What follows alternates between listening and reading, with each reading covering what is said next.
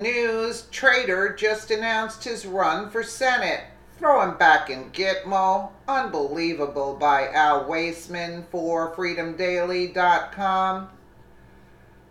Now we have officially seen it all. This is the definition of insanity. Chelsea Manning, the same Chelsea Manning who was imprisoned for leaking classified government documents, appears to be running for the U.S. Senate. Federal Election Commission documents show Elizabeth Manning of North Bethesda, Maryland, has filed paperwork to run as a Democrat, of course.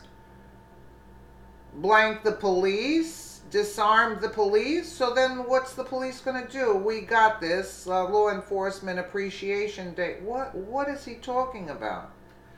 Can you imagine the person who posted this as a U.S. Senator? What? You know, this is really freaky. This is more that would put her against two-term Democrat Senator Ben Cardin in state's June Democrat primary ballot. Cardin is Maryland's senior U.S. Senator and the top Democrat on the Senate Foreign Relations Committee, although media has tried to contact her/him/it. Manning did not immediately respond to a request for comment, nor had she released any statement announcing her candidacy as of mid-afternoon Saturday. Via the Blaze, Bradley Manning is still a traitor, and he's also still a man. The Democrats have for several months now been in a state of convulsive rage over WikiLeaks. They tell us that WikiLeaks is in the league with Putin.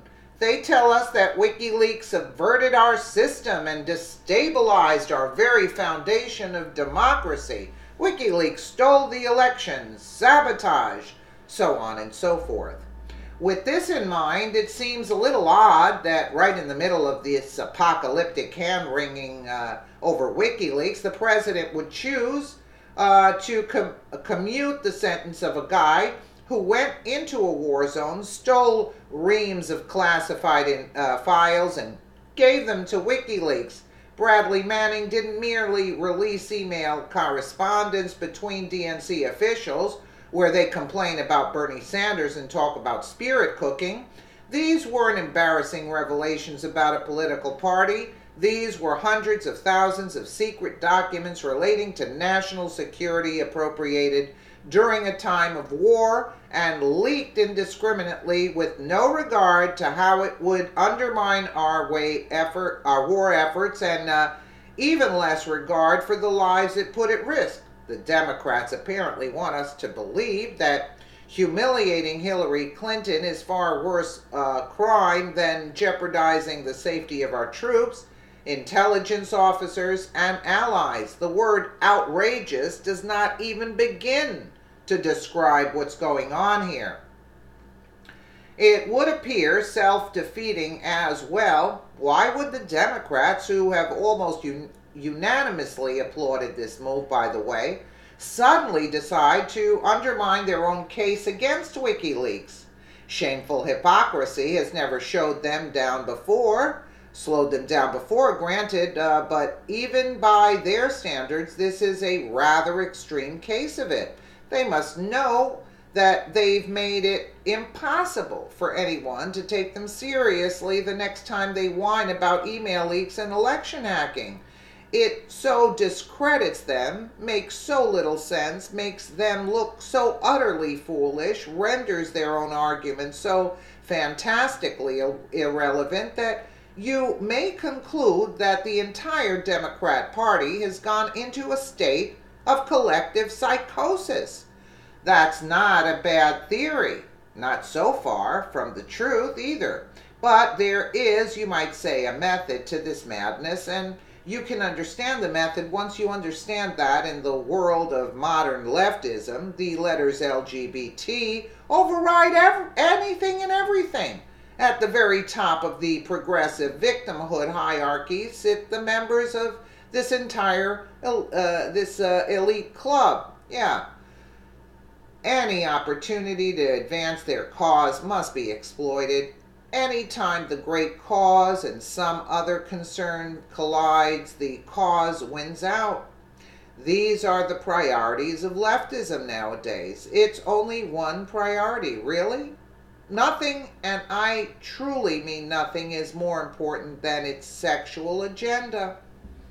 So, Bradley Manning, a traitor to the United States who gave assistance to the enemy, a convicted spy who would have been put in front of a firing squad not too long ago, will now be free and celebrated man for one single reason. He pretends he's not a man.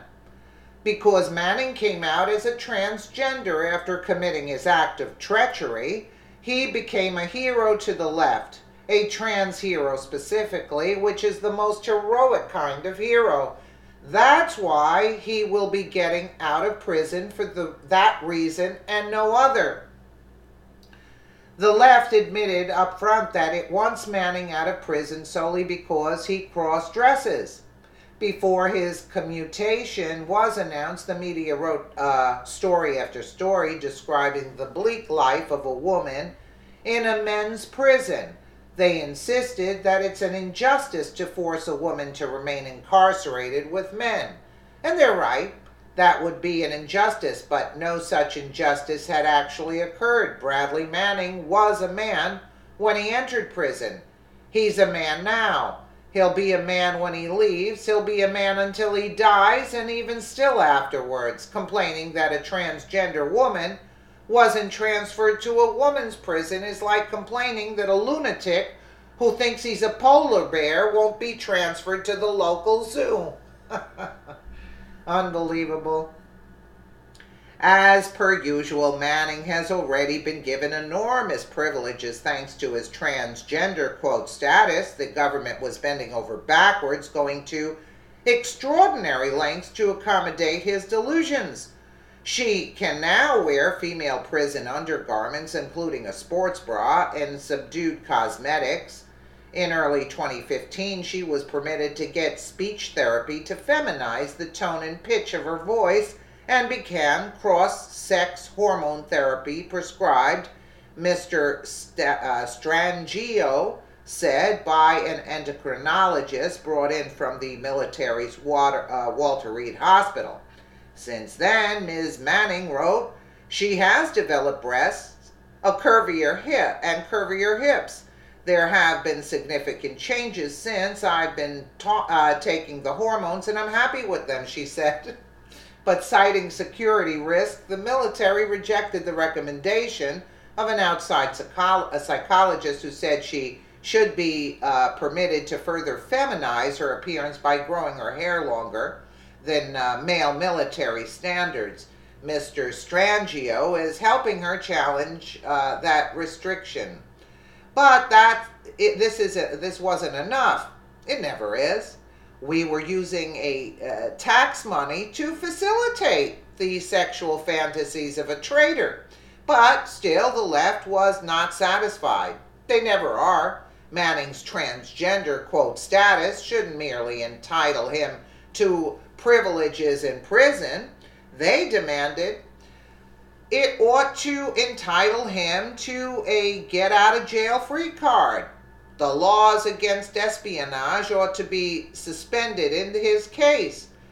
Let other spies and traitors face the just consequences, but not Manning.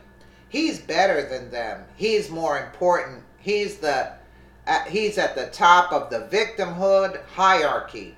Let him out, and next we'll complain of persecution if he is an immediately named Nobel Laureate, Medal of Honor recipient, and honorary Wheel of Fortune champion. Obama was happy to oblige to the extent that he could, and now this will stand as one of the most deranged and despicable things he's done as president, which is saying something, an impressive grand finale to a shameful presidency.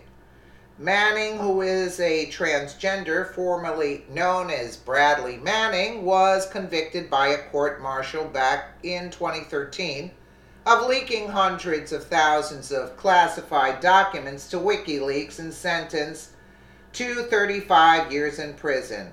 A sentence that then President Barack Hussein Obama was more than happy to commute. Manning was released from a military prison last year after serving 7 years for something she should have hung for.